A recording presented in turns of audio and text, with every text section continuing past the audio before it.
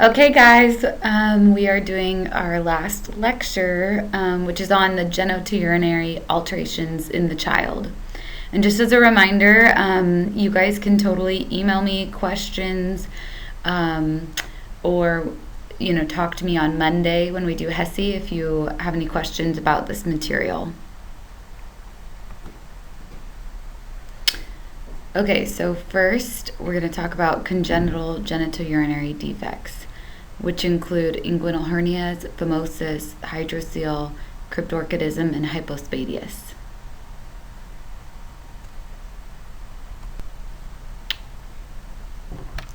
Okay, so for inguinal hernias, they occur in about 1 to 2% of live births. Preterm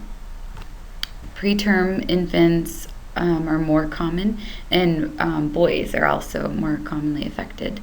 So what an inguinal hernia is the abnormal persistence of tube of the peritoneum, which is called the processus vaginalis, into the scrotum. So it's this outpouching into the scrotum of tissue. And abdominal contents might be forced into that sac as well. And it's usually not noticeable until 2 to 3 months. They might be born with it and then don't really have any symptoms till later.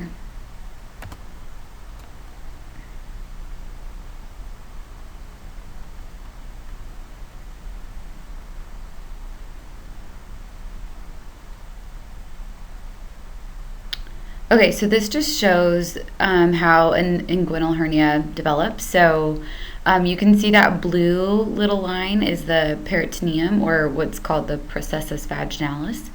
And it just starts to push into the testes. And, then it's called a tunica vaginalis. So, like I said earlier, sometimes it's asymptomatic until there's something forced into the hernial sac, so which is usually the intestines. There can be a palpable bulge or mass in the scrotum, and that is more noticeable when they cry or valsalva because there's increased intra-abdominal pressure, and so the bulge might protrude more. And then it can disappear at rest, or if it's reduced, if it's pushed back into the abdomen, then the hernia might not be apparent.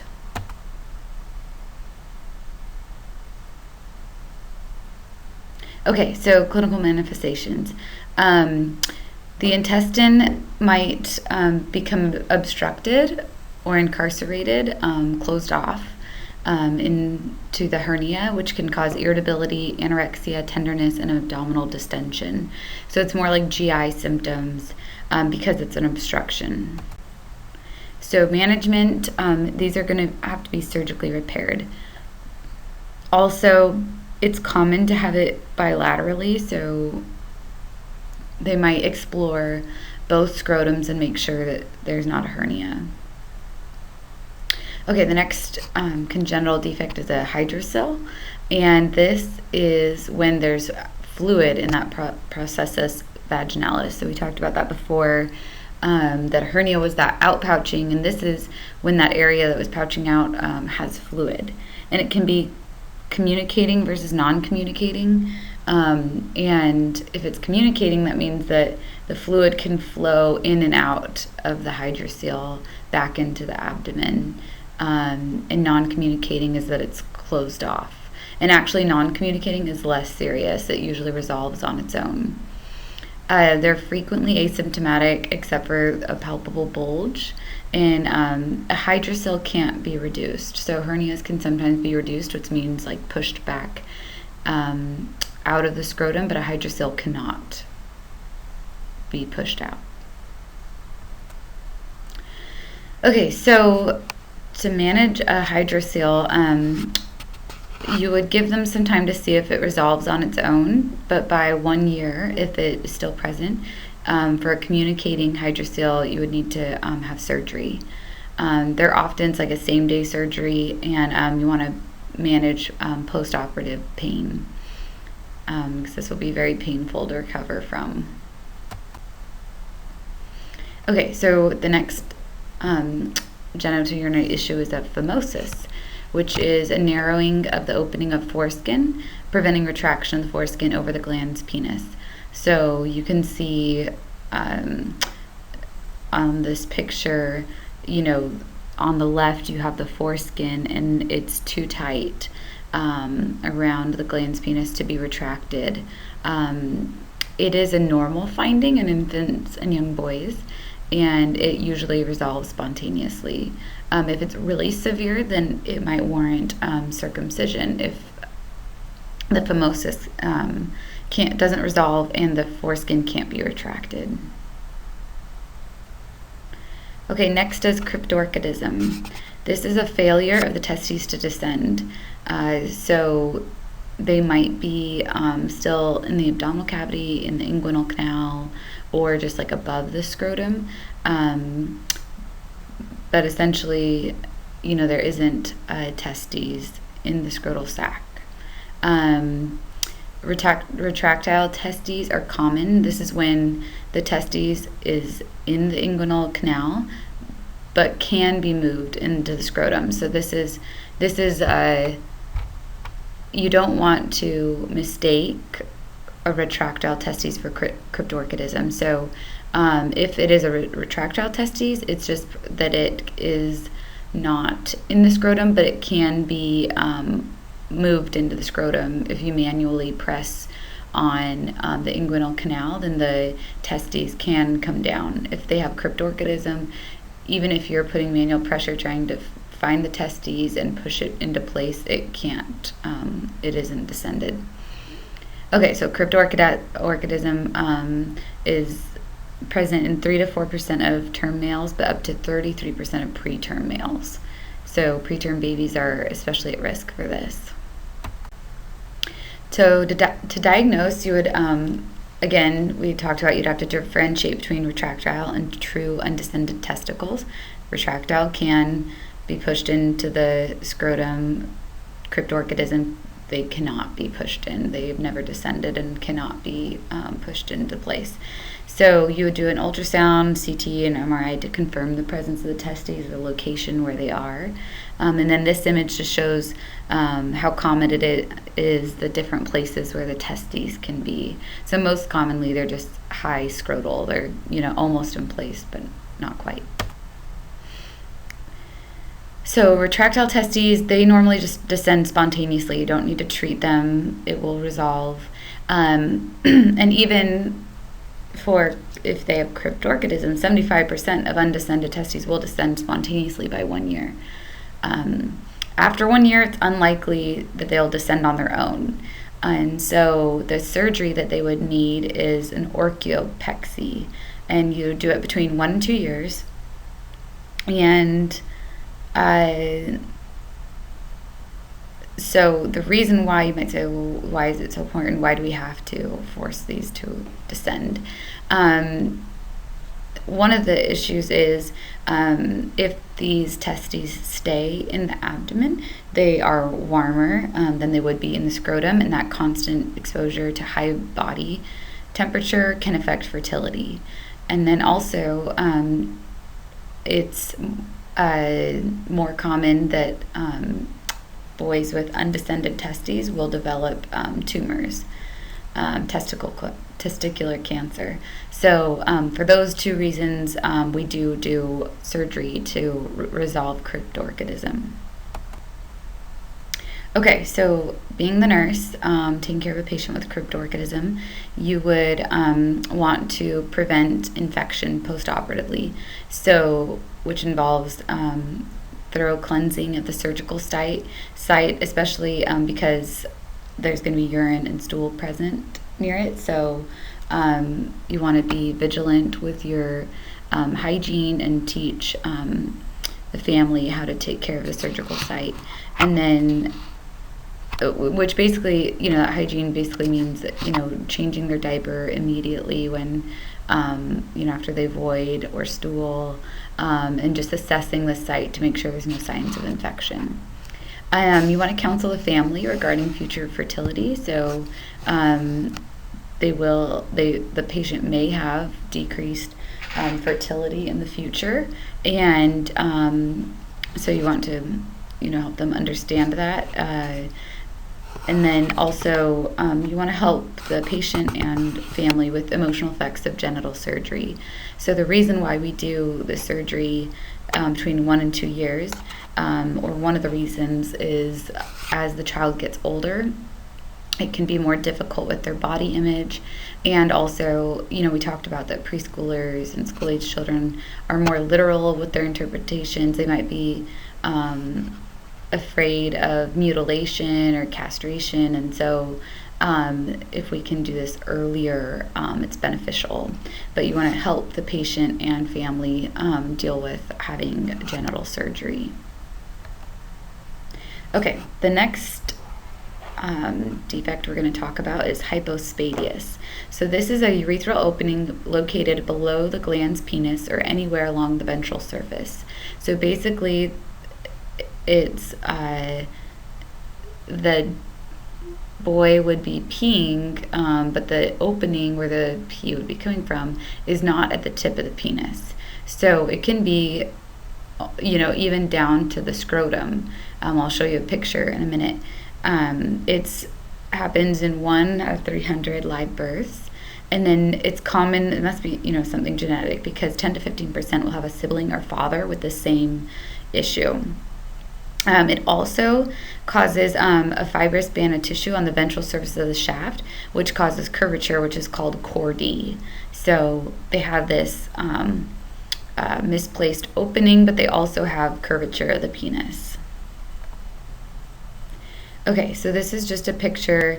I'm sorry, it's hard to understand what this picture is, but the top are just fingers of someone showing this hypospadias. So those are just the fingertips, and then you can see kind of the beginning of the scrotum, and then the hypospadias, the urethral opening that's misplaced along the shaft of the penis, and then the glans penis.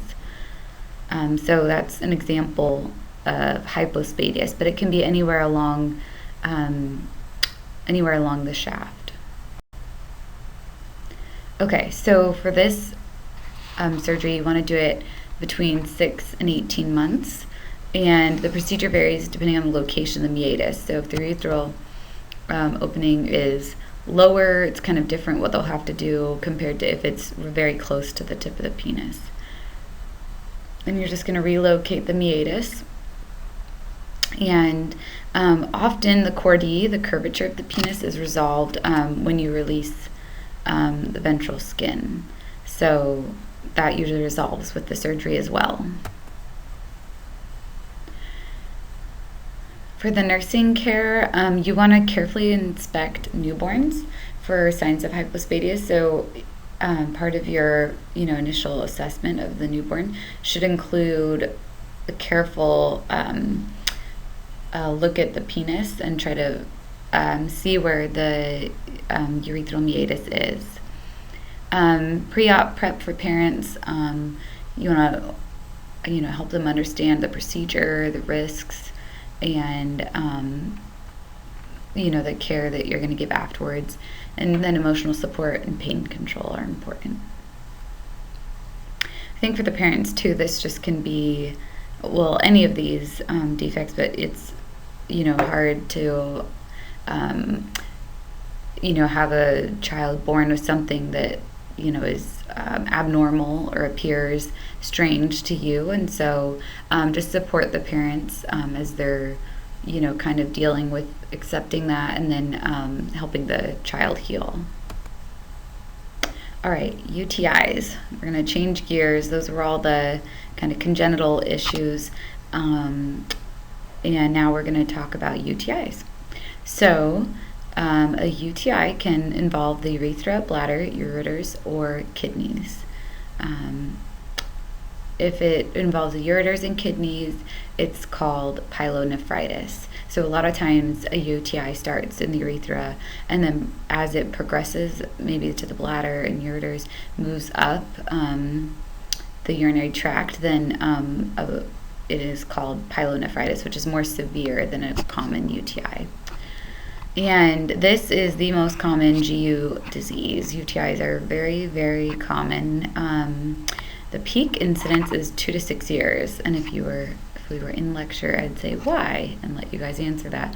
But I will tell you, it's one of the main reasons is because that's the age when children are being potty trained and kind of learning how to go to the bathroom, control their bladder, and then also learning how to wipe. And sometimes they aren't the cleanest as they're learning, and most UTIs are caused by bacteria that is in the gut or in the stool, and if they're not very careful about wiping, then that can lead to a UTI. So they are more common in females than males, and if you look at things anatomically, that kind of makes sense. The urethral opening is closer to the anus in a female rather than a male.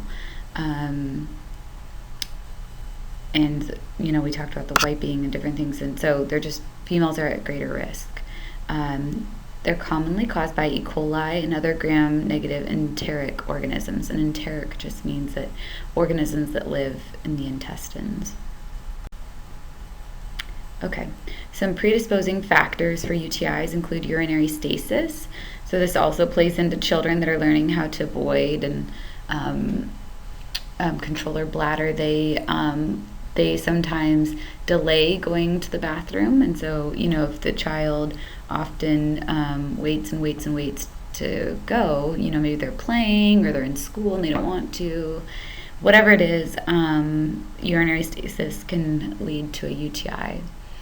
Also, an anatomic obstruction or abnormality with their GU system, and then antimicrobials, actually catheters, poor hygiene, bubble baths, and inadequate fluid intake. Okay, so for children, some manifestations of a UTI include incontinence in a previously toilet-trained child.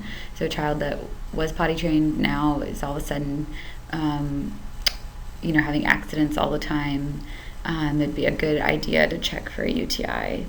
Also, foul-smelling urine, dysuria, and abdominal pain. And that's kind of one that's confusing, that kids have a hard time localizing pain. And so if a patient comes in and just says, I have a stomach ache, you might not think initially, because adults typically, can explain kind of that dysuria or that suprapubic pain better. But for children, they might just say, I have a tummy ache, and, be sure to recommend doing a UA to see if they have a UTI. Okay. Diagnosis. A UTI is basically diagnosed through a urinalysis, so which would show white blood cells in the urine, nitrites, and then you could also send a urine culture and see what grows out. However, with urine cultures, contamination is really common. The best results for a urine culture would be is if you can cath the child and run a culture. So usually we start with a UA. If it's positive for white blood cells or nitrites, then you would have them void again for a urine culture, or cath them if you can, and then start them on antibiotics, and then the culture will be sent to the lab, and it takes a few days for it to grow out, first of all, and for them to identify the organism, and then also they can do specificities where they check and see if it is susceptible to certain antibiotics. As the nurse, it's good to know that UTIs are most commonly sensitive to sulfa, so Bactrim is a common antibiotic for UTIs. You want to teach prevention to the parents regarding, and to the child, regarding hygiene, so wiping front to back,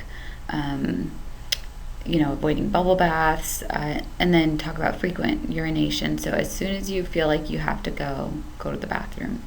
And that's something that kids kind of have to learn because they'd rather play or eat or whatever they're doing and rather than go to the bathroom. So sometimes you can teach the parents just to have them void frequently and, just have a schedule that they go on instead of waiting for the child to agree to go to the bathroom. And then increasing fluid intake is helpful for prevention. And also, once they have a UTI and they're on antibiotics, fluids can help to flush out, the infection, so that's helpful as well. Enuresis is inappropriate voiding at an inappropriate time, so having accidents. So primary enuresis is bedwetting in a child who has never been dry, so they've never learned how to not void during the night, and so it's called primary enuresis. Secondary is after a period of continence, so they learned how to, they were potty trained, they learned how to hold their urine, and then they have a time when they have accidents. Nocturnal enuresis is when it's at nighttime, and that's the most common. And then diurnal means that it's also daytime accidents. So this is more common with males than females. Enuresis, to be called enuresis, it has to occur more than 2 times a week for 3 months, and they have to be greater than 5 years old. So it's not called enuresis when a child is young and just starting to learn how to hold, and then be potty trained and whatever. It's when, they have to follow these characteristics. They also have to have no existing psychopathology because that can affect their ability to hold their urine. And then it has to not be related to other physiologic factors, like if they have diuretics on board or diabetes. The degree of impairment is related to the effects on the child's social life.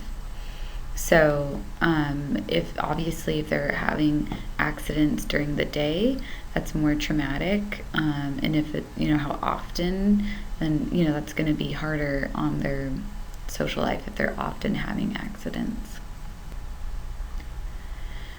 Okay, so the etiology is unclear with enuresis. We're not quite sure why some children develop this. So it could be genetics. Sometimes it happens with regression after trauma, so we've talked about that before, but some traumatic event occurs and the child begins voiding at inappropriate times afterwards, and that's called regression. They might quote unquote forget to void, like we've been talking about, and they would rather be playing with their friends, and so they say, oh, I forgot, and so that's common. And then just trouble with toilet training. So if things were inconsistent, or they have a difficulty understanding how to control their bowel and bladder, then their bladder, then that can affect their enuresis. There are some theories as to why some patients have this. So there's the sleep theory, which is the theory that these children just sleep more soundly and are hard to arouse. So if they have to void at night, just the feeling of needing to go to the bathroom won't wake them. There's also a theory about functional bladder capacity, that these children might have a smaller bladder capacity, which means that they'd have to void more frequently.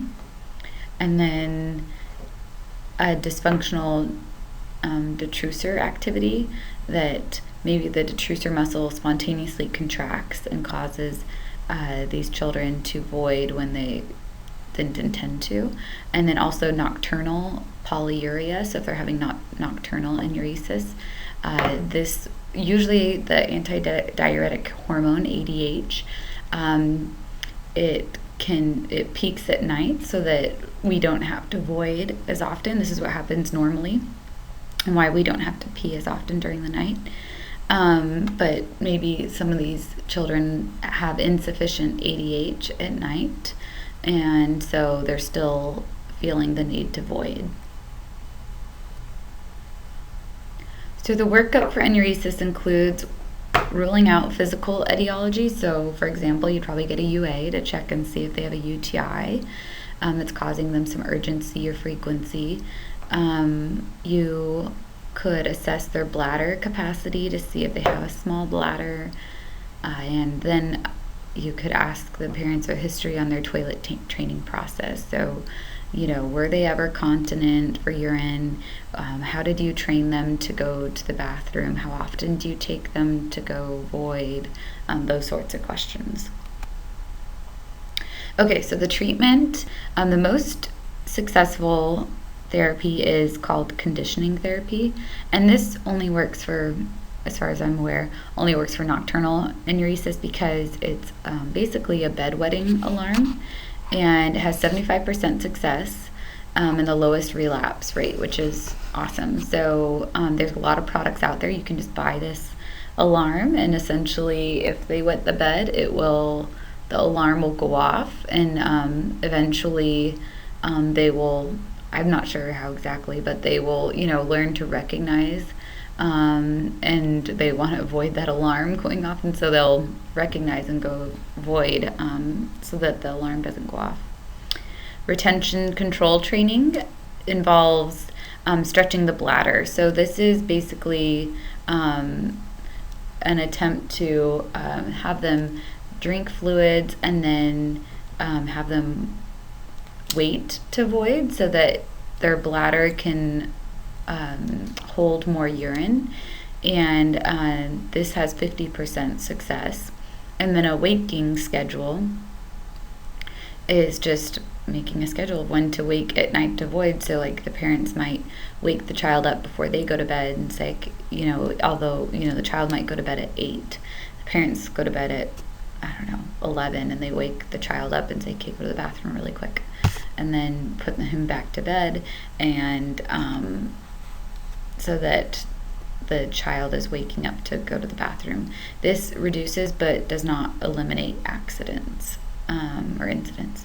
And then there's medications. They're expensive, and most children relapse once the drug is stopped, so it's not super helpful.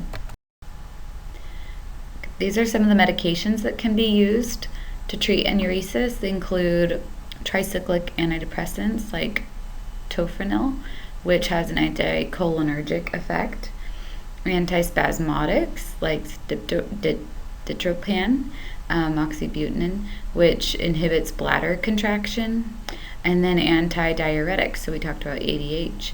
You can give them antidiuretics like DDABP, desmopressin,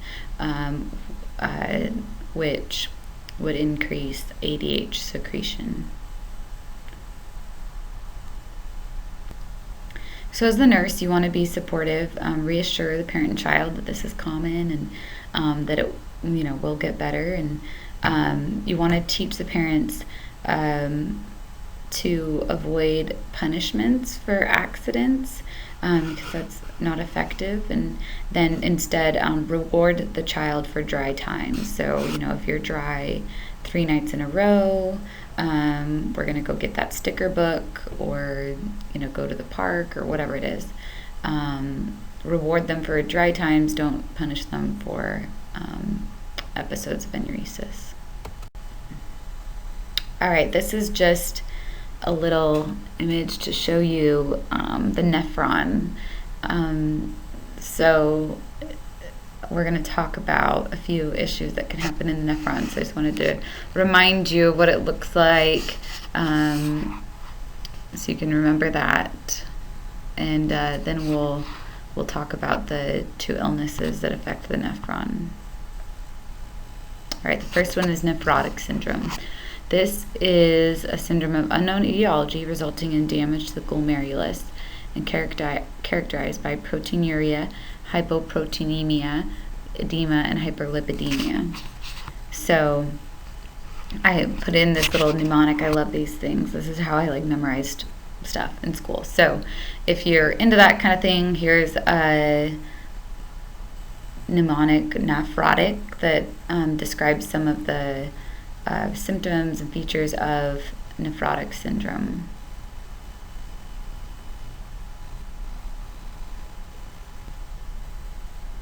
Okay, so like it said before, this nephrotic syndrome is when there's damage to the glomerulus.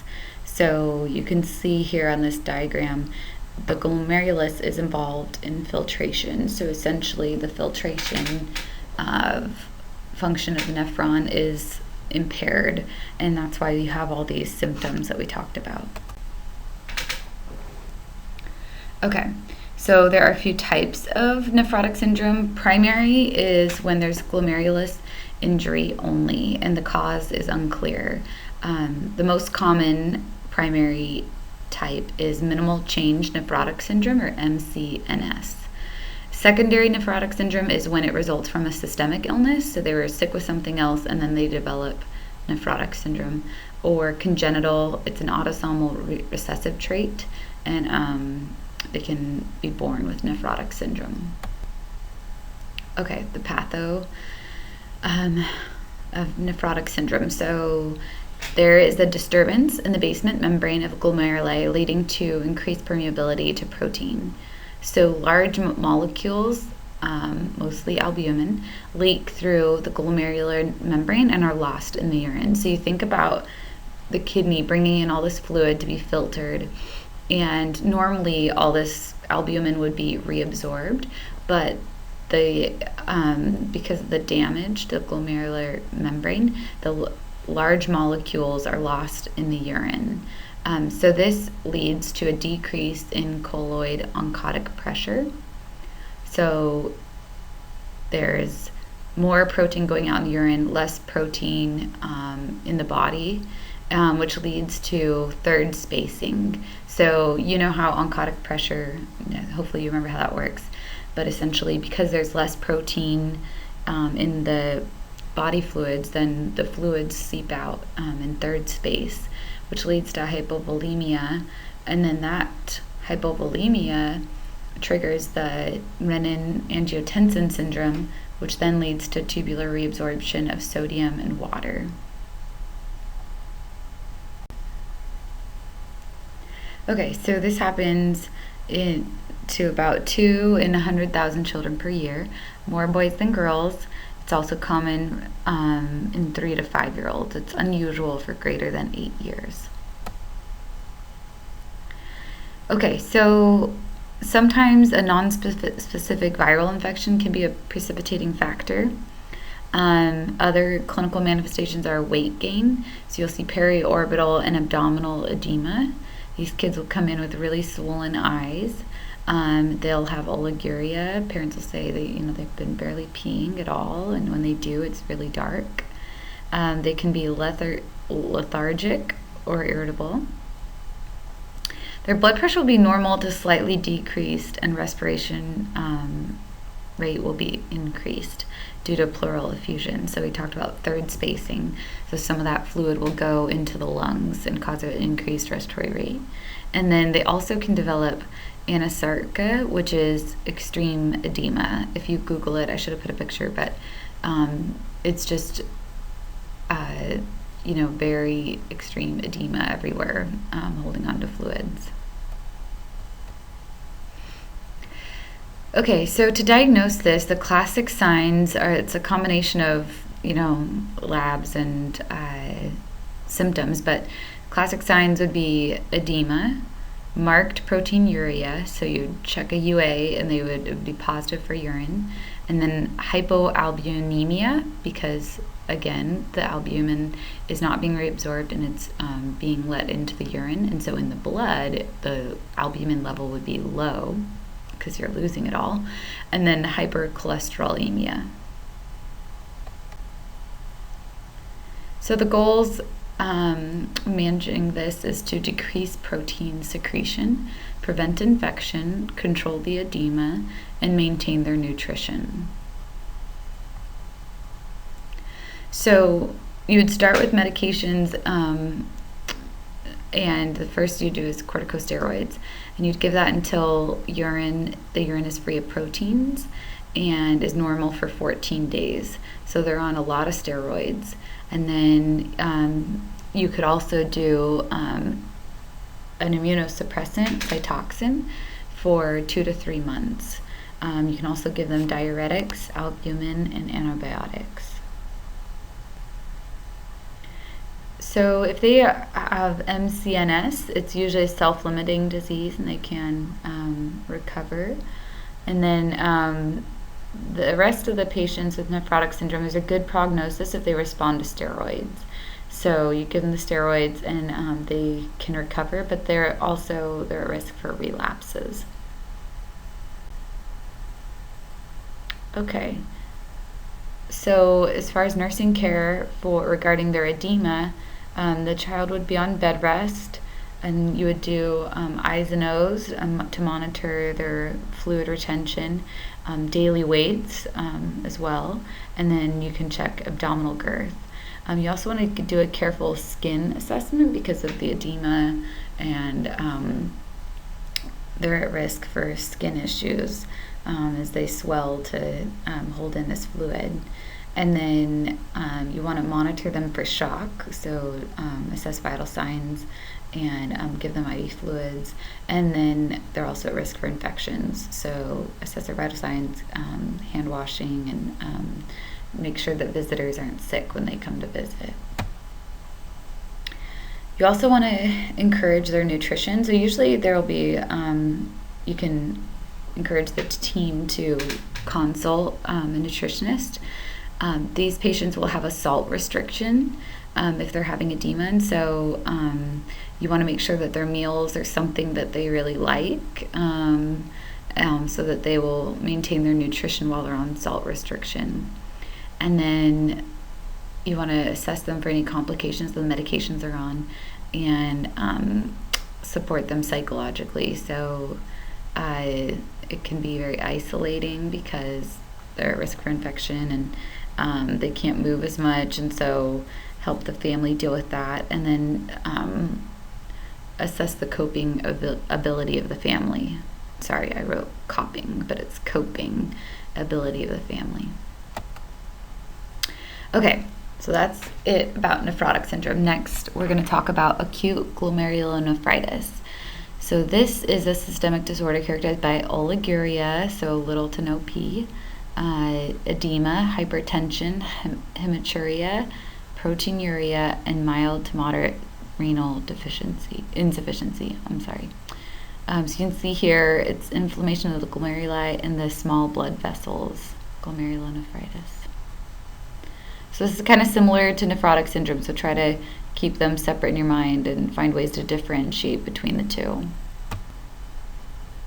Okay, so glomerulonephritis often happens after a strep infection. It's called acute post-streptococcal glomerulonephritis. It's caused by group B beta hemolytic strep, so strep throat. They have strep throat, they get on antibiotics, they get better, but then they later develop glomerulonephritis. So it's an immune complex disease, so it's immune mediated. We'll talk about it more on the next slide. Okay, so what happens is the child gets strep throat and these antibody complexes form, and they are deposited in the blood, which causes damage to the glomerulus by activating the complement system. So these are floating around in the blood, the kidney goes to filter them, and it actually damages the glomerulus. Okay, so some symptoms of glomerulonephritis include periorbital edema, anorexia, tea-colored urine and dysuria, headaches, abdominal pain, and increased blood pressure.